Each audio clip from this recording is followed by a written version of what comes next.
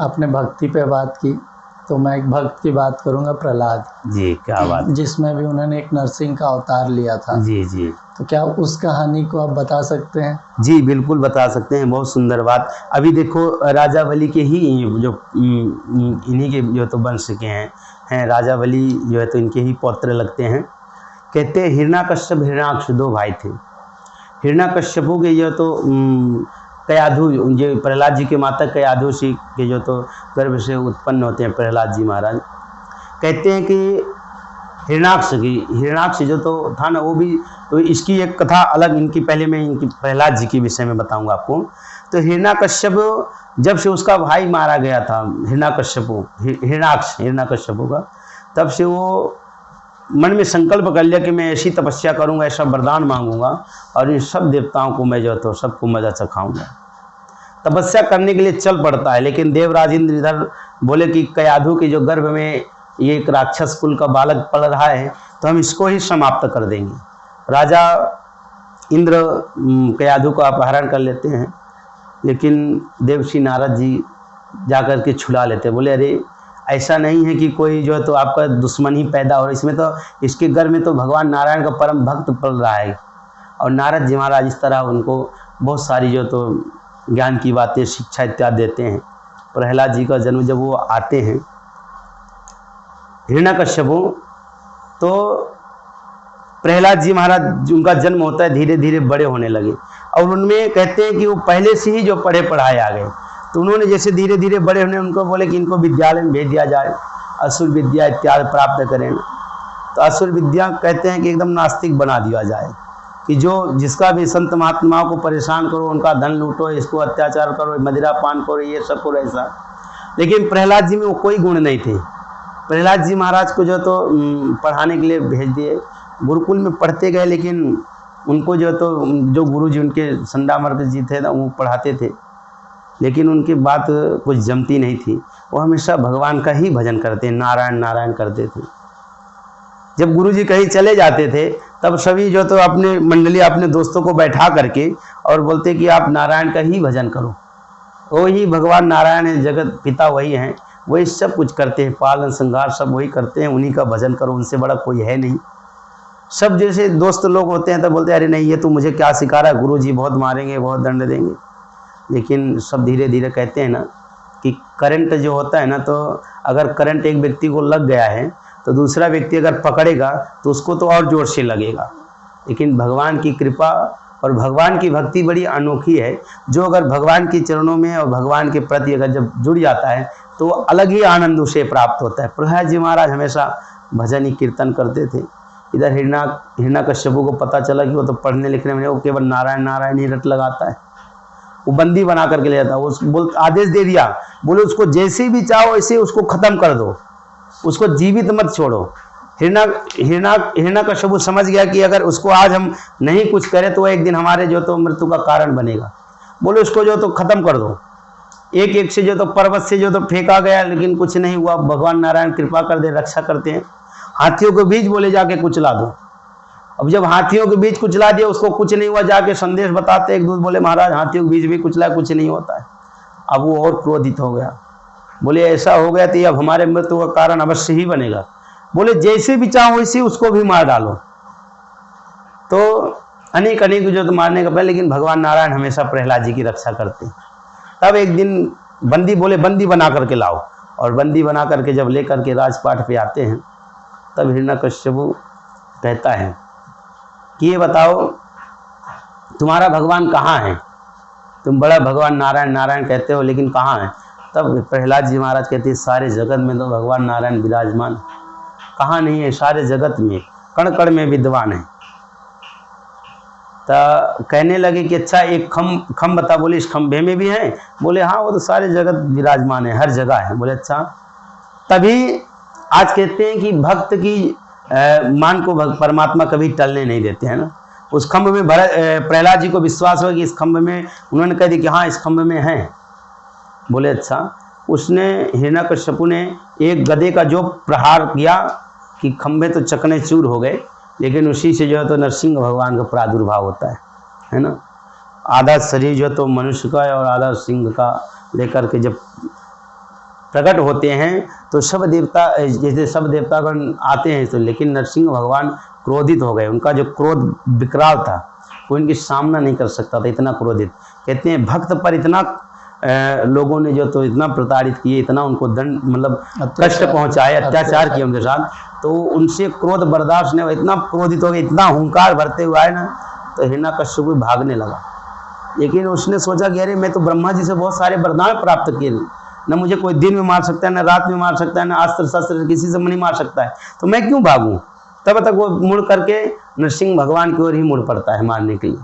भगवान ने उसको पकड़ लेते हैं और ले जाकर के मध्य दरवाजे के बीच में ले करके अपने जंगों में बैठा दी और अपने इस नाखून से उसका जो तो वध कर देते हैं।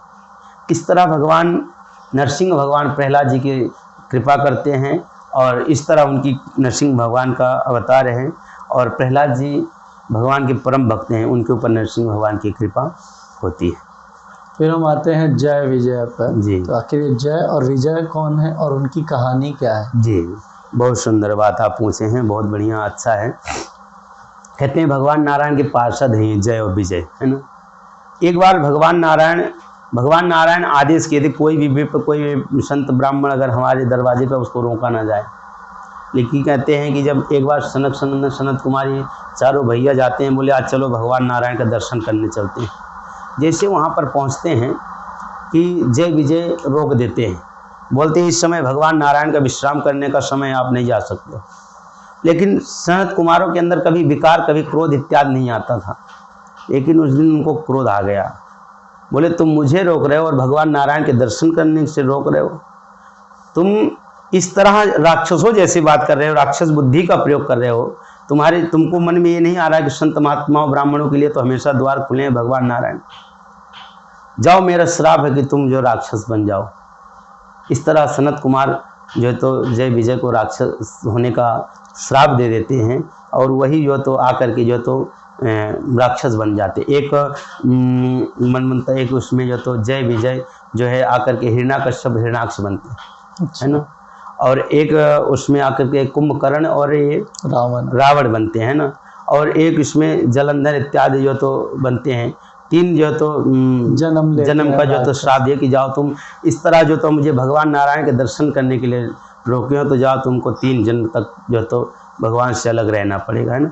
तो भगवान नारायण फिर जो तो सनत कुमारों से कहते हैं कि महाराज आप श्राप दे दिए, लेकिन आप हमारे अधीन तो थे, है ना। कहते हैं ना कि अगर किसी मालिक का नौकर अगर कोई गलती करता है कोई, तो उसमें क्या है, मालिक को भी जो तो लोग गलत दिशा से ले जाते हैं। तो उन्होंने भगवान नारायण कह दिए, बोले आप बहुत अच्छा किए, दंड दिए, लेकिन अब इनका उपाय तो बता दो कब इनका जो है उद्धार होगा। तब कहते हैं जब आप अवतार लेकर के जाओगे और आपके हाथ से इनका जब वध होगा तब इनका उद्धार होगा। तो इस तरह जय विजय का जो तो उनका जो तो कथा है जी। हम आते हैं मत्स्य अवतार पर जी। तो आखिर मत्स्य अवतार क्या है और उसका महत्व क्या है? जी, बहुत सुंदर बात। मत्स्य अवतार कहते हैं सत्यव्रत नाम के एक राजा थे। ये आने वाले समय कहते हैं प्रलय, जब सृष्टि का कहते हैं प्रलय होना होता है, तो आने वाले समय को प्रलय होने वाले से समय से पहले ही जो तो भगवान नारायण मत्स्य अवतार लेकर के सत्यव्रत राजा को जो तो बताते हैं। एक मछली के रूप में जैसे राजा अर्घ देते हैं, उनके हाथ में चली आती है और कहते हैं कि राजन हमारी रक्षा करो, इस जल में बहुत बड़े बड़े जो तो जानवर हमको खा जाएंगे, आप मेरी रक्षा करो। सारा दृश्य देख करके राजा चंबित हो गए कि एक जलचर जीव ये तो बात कर रहा है। तो उन्होंने कहा कोई बात नहीं, अगर ऐसे है तो अपने राज्य मिला करके उसको एक छोटे उसमें रख दिए, लेकिन भगवान नारायण की महिमा, उनकी कृपा वो विस्तार से जो तो बढ़ा दिए। और इस तरह जो तो दिखाए जैसे जितना ही बड़ा बर्तन है उतना ही छोटा पड़ता जाता था उनके लिए, और बार बार कहते हैं हमारी रक्षा करो, ये हमारे लिए, हमारे परिपूर्ण हमारे लिए नहीं हो सकता है। तब राजा समझ गए कि कोई साधारण जीव नहीं है, ले जाकर समुद्र में, तो वहाँ पर जो तो जब और विस्तार बड़ा रूप बना लेते हैं, तब राजा समझ गए कि ये कोई साधारण, बोले आप कौन हो, इस तरह अपनी माया से अपने प्रभाव से हमको क्यों जो तो भ्रमित कर रहे हो, आप जो भी हो आप मुझे स्वरूप आप दर्शन दो। तब भगवान नारायण अपना उसी में से दर्शन दिखाते हैं और कहते हैं आने वाली सृष्टि के एक दिन विनाश होना है, तो आप जो तो सप्त ऋषियों के साथ और औषधि इत्यादि जो भी हैं और अपने वेदों को लेकर के नाव में जो तो आना और वहीं से हम आपकी रक्षा करें। ये सारा सृष्टि जलमय हो जाए, एक दिन इसका सब विनाश होना है। तो आप वहाँ पर एक नौका से आना और उसी में हम अपने रूप से आएंगे और आप सबको जो तो प्रलय काल से बचाएंगे। इस तरह जो तो शत्रुपत राजा को मत्स्य अवतार का दर्शन भगवान नारायण करवाते हैं और सृष्टि से उनको जो तो विनाश, जब सृष्टि का प्रलय होता है उससे उनकी जो तो रक्षा करते हैं जी। फिर मैं आता हूँ वराह अवतार पर जी। तो आप वराह अवतार के बारे में हमें कुछ बताइए और जी, उसकी कहानियाँ बताइए। बहुत सुंदर आप ये बात पूछे हैं। 12 अवतार, 12 अवतार कहते हैं ना कि जब हिरण्याकश्यप हिरण्याक्ष 2 भाई थे ना, तो हिरण्याक्ष जो ये दोनों जो जब जन्म लिए, जन्म से ही बड़े बलिष्ठ थे, बड़े बलवान थे और ये इतने लंबे बड़े थे कि अगर ये मुकुट पहनते तो आकाश में इनका मुकुट लहराता था। लेकिन ये दोनों एक दिन हिरण्याकश्यप से हिरण्याक्ष कहने लगे, बोले भैया भगवान की कृपा से और गुरु की कृपा से तो बल पराक्रम बहुत प्राप्त किया हूँ, तो क्यों ना इसका सही उपयोग किया जाए। वो ले जाकर के एक दिन हिरण्याक्ष स्वर्ग पर आक्रमण किया और गदा घुमा करके जो वहाँ पर अट्टहास करता है, गदा घुमा के पटकी की जितने भी देवतागण सब पलायन करके उसका सामना नहीं कर पाए। इंद्र इत्यादि सब जो तो भाग गए। लेकिन हिरण्याक्ष समझ गया, बोले कि हमारे टक्कर का कोई योद्धा ही नहीं है। इधर उधर चलने लगा, तब नारद जी महाराज मिल गए। नारद जी को पकड़ा, बोले बाबा रुक जाओ। अब नारद जी बोले अच्छा ये असुर से पाला पड़ गया। बोले दिन भर ये नारायण नारायण क्या रट लगाते रखते फिरते रहते हो, कुछ लड़ना भिड़ना भी जाते हो? तो नारद जी कहते हैं देखो भैया हम लड़ना भिड़ना तो नहीं जानते, लेकिन लड़ाना भिड़ाना जानते हैं। बोले अच्छा। बोले हम भगवान से यही कृपा कर आशीर्वाद मांगते हैं और आपको आशीर्वाद देते, भगवान से मांगते हैं कि आपके टक्कर का योद्धा मिल जाए आपको। अंतगत्वा हिरण्याक्ष कुछ नहीं पाया, तो इस सारे पृथ्वी को ही ले जा करके रसातल पताल में ले जा करके जो तो छिपा दिया। कहते हैं ना कि ये 3 हिस्सा जल है और 1 हिस्सा पृथ्वी। आप कहीं भी जो जा करके देखोगे तो जल हर जगह जो है तो आपको समुद्र देव मिलेंगे ना। ले जा करके ये जो है तो समुद्र इत्यादि जल में जल ले जा करके पूरा जो तो इस पृथ्वी को छुपा देता है। इधर सब देवतागण इत्यादि जब सब में त्राय त्राय मचने लगी, तब भगवान नारायण ब्रह्मा जी की जो है तो ब्रह्मा जी को छींक आती है और उसी छींक से जो है तो 12 जी का प्रादुर्भाव होता है और देखते देखते भगवान नारायण 12 रूप पर्वताकार हो गए, बड़े हो गए और आकर के इस पृथ्वी को जो है तो जल से जो है तो रसाल तल इत्यादि से ले आकर के जो पुनः स्थापित करते हैं। जब स्थापित करते हैं तब यहाँ पर जो है तो हिरण्याक्ष का जो है तो भगवान 12 वध करते हैं। जैसे जो तो पृथ्वी को लेकर के चलने लगे, देखा तो भगवान को बहुत भला बुरा कहने लगा। भगवान ने कहा कोई बात नहीं, बाद में तेरे को तो देखना ही पड़ेगा। भगवान इस तरह पृथ्वी को स्थापित करके और फिर हिरण्याक्ष का वध करते हैं। भगवान बहुत सारे युद्ध होते हैं, बहुत माया युद्ध करता है हिरण्याक्ष। भगवान जो अपने दंतों से उसका जो तो वध कर देते हैं। इस तरह भगवान नारायण की 12 अवतार की कथा है, जो 12 भगवान लेकर के पृथ्वी का पालन इत्यादि जो तो पृथ्वी को दैत्यों से जो बचाते हैं और पृथ्वी को पुनः आप स्थापित करते हैं। इस तरह 12 भगवान का जो तो स्वरूप का वर्णन है।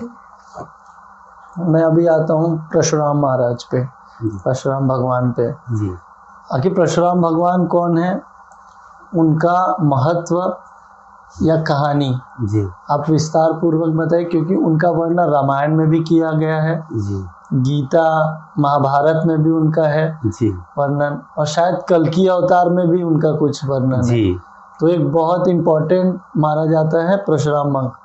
तो क्या आप परशुराम भगवान के ऊपर कुछ बता सकते हैं? जी जी बिल्कुल बता सकते। जो हमें ज्ञान है, जितना ज्ञान है उतना हम अवश्य ही बताएंगे।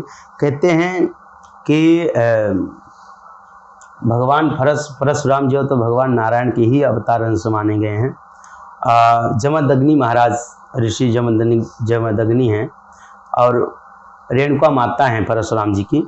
उन्हीं के यहाँ परशुराम जी का प्रादुर्भाव होता है, जन्म होता है। और पहले से ही जो तो कहते हैं ना कि संत होते हुए भी अगर कोई इनको जो तो किसी बात को लेकर करते थे तो ये बहुत क्रोधित हो जाते थे, है ना। क्रोध इनमें जो तो क्षण भर में आ जाता था। अगर तो ये भगवान नारायण के ही अंश अवतार थे। कहते हैं ना कि जब अत्याचार जब जब बढ़ता है ना, तब तक भगवान अपना रूप लेकर के आते हैं ना, और अपनी महिमा और अपना परिचय भगवान स्वयं दे देते हैं ना। तो इस समय उस समय जो तो कहते हैं कि क्षत्रियों का बहुत अत्याचार इत्यादि बढ़ गया था, है ना। तो इस तरह क्षत्रियों का बड़ा जो तो अत्याचार इत्यादि बड़ा। परशुराम जी महाराज तपस्या करने लगे। तपस्या करते जो जमदग्नि महाराज जी थे, उनके पास एक गाय थी। तो ऐसी गाय थी कि जो भाव से जो तो अगर मन में विचार आया वो प्रकट कर देती थी, है ना। एक दिन भी नामी नहीं स्मरण आ रहा है, सहस्त्रबाहु अर्जुन, सहस्त्रबाहु अर्जुन जो है तो उस समय बहुत प्रतापित था, उसके सहस्त्र हाथ थे, है ना। वो एक दिन ऐसे जो तो जंगल में शिकार खेलते खेलते महर्षि जो तो जमदग्नि जी के आश्रम पहुंच गया। वहाँ जाकर के देखा, जैसे वहाँ पर अब महर्षि जब देखे, बोले अरे राजा आए। आदेश दिए, गौ माता की कृपा से सारा जो तो राजपाट का जो इतना सुख था, सब जो बढ़िया 56 प्रकार के भोजन इत्यादि जो तो मिल गए, सब राजपाट सब देख करके राजा चौंक गए। बोले इस जंगल में, इस कुटिया में इतनी सारी सुविधा, इतनी सारी। उन्होंने कह दिया सब ये माता गौ माता की कृपा से है। उन्होंने कह दिया कि अच्छा ऐसी बात है, तो मैं इस नगर यहाँ का राजा हूँ और ये गाय आपके पास नहीं शोभित देती, इसको हम लेकर जाएंगे।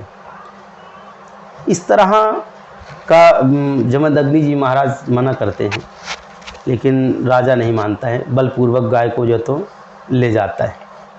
उन्होंने कहते हैं ना कि जब बहुत प्रयास करते, बहुत युद्ध इत्यादि करते हैं, उसमें अपने पिता परशुराम जी के पिताजी को मार भी देते हैं। तो रेणुका माता जी ने परशुराम जी को पुकारती हैं और 21 बार अपनी छाती पीट करके पुकारती हैं, रोती हैं। परशुराम जी महाराज उस समय क्रोधित हो गए, उग्र भाव, है ना। कहते हैं कि परशुराम जी महाराज शिव जी की ही आराधना किए और शिव जी ने ही अपनी सारी धनुर्विद्या इत्यादि जो तो परशुराम जी को दिए थे। और फरसा कहते हैं कि शिव जी ने ही प्रदान किया था परशुराम जी को। पहले उनका राम ही नाम था, लेकिन जब से फरसा मिल गया, फरसु समेत परशुराम हो गए। उन्होंने ये सारा जो देख करके बहुत क्रोधित हुए कि इन क्षत्रियों का बहुत आतंक बढ़ गया है, और इस तरह उन्होंने संकल्प कर लिया कि इन क्षत्रियों को पृथ्वी से विहीन कर दूँगा। और सभी को एक एक करके जो तो मारने लगे। सहस्त्रबाहु अर्जुन को अनेक जितने भी अस्त्र चलाता सबको काटते गए, एक एक करके सारी भुजाओं को काट दिए, है ना। ये सहस्त्रबाहु अर्जुन वही हैं जो रावण को भी एक जंतु के समान भाव से पकड़ लिए थे, है ना। अच्छा, ये बहुत बलिष्ठ, बहुत बलवान थे।